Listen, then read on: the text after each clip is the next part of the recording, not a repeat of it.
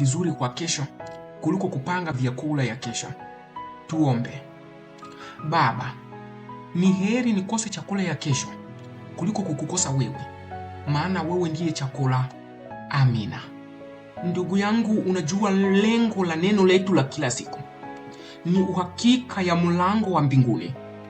Huu ndio lengo la neno letu la kila siku.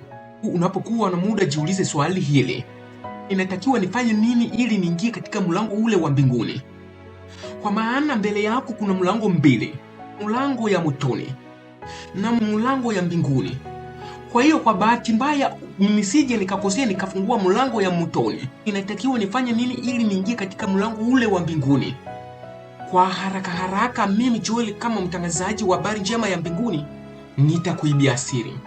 Cha kwanza, usiwe mtu wa kushauriwa mara kwa mara.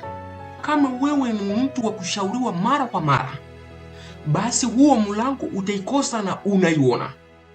Endapo utataka kujua siri ya mlango wa mbinguni, soma kitabu cha Methali sura ya 29 mistari ya kwanza. Inasema hivi: aonywaye mara nyingi akishupaza shingo atavunjika ghafla, wala hatapata dawa. Huu ndo siri ya mlango wa mbinguni. Kwa mfano, kama wewe ni mtu wa kukosea kwanza ili ujue, basi huo mlango utakosa kabisa na una funguo yake. Hivyo ni heri ujifunze kwanza ili ujue, kuliko ukosea kwanza ndio ujue. Maana mara unapokosea waga unaomba msamaha kwa yule uliyomkosea.